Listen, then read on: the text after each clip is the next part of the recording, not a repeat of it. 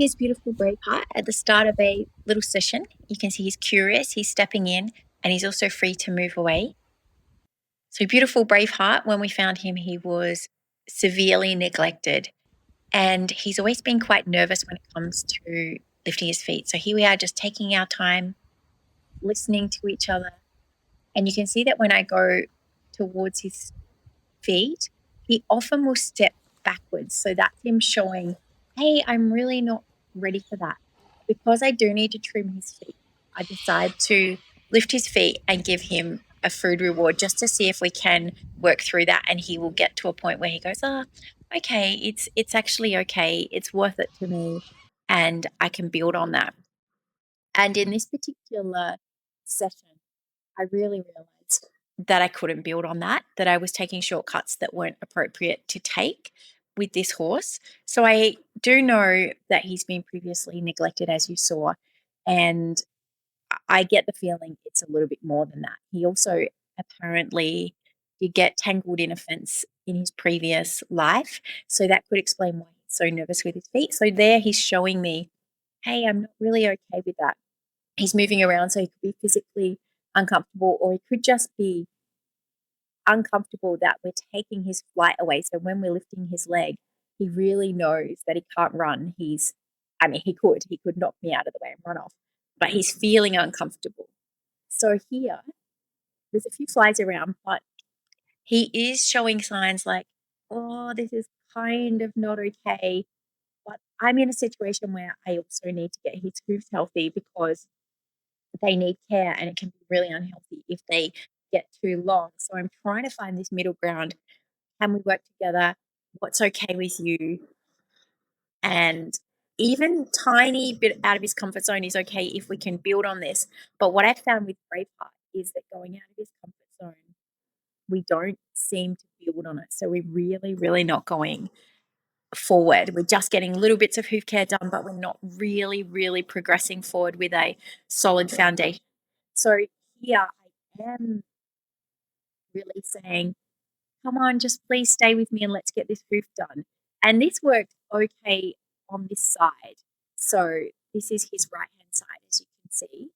And he just sort of goes, oh, can I get back yet? And I'm like, please, can we have a little bit longer? Because it was, if the hoofs get really overgrown or a little bit too long, and then if it's muddy weather, what we're having now a week later than this video, it can be really bad for their hooves. So I'm in a situation where I'm tempted to take shortcuts in the name of getting him healthy. So there he pulled it away, and my generally, if a horse wants their foot back, I say, okay, have it back because there's no point going into a situation of conflict. So there he's having a little bit of a breather and he's not walking away. But we've noticed he gets quite nervous if you walk back to the car or you go out of the paddock and get something. He does get quite nervous. So here I just waited for him to step back in and show me, okay, I'm ready to do a little bit more, or at least, with the treats, I'm giving him enough value to make him go, oh, okay, I will do it. Anyway, this is where the magic happens. This is after when I really wasn't, things weren't really going that well. I noticed that he just started lifting a leg as though, hey, is that what you want? So I decided to go right back to the start and he started just lifting his leg.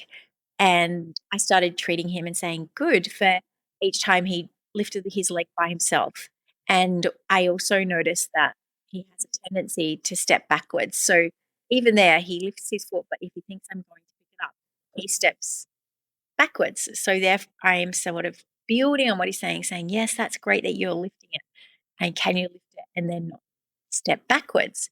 So I learned this from Lisa at Free Rein Horsemanship. Just when something's not working, just break it down into as tiny parts as much as you need to. And that might be treating him just for standing by his side, not even trying to lift his foot. And then he lifts it, but I don't touch it.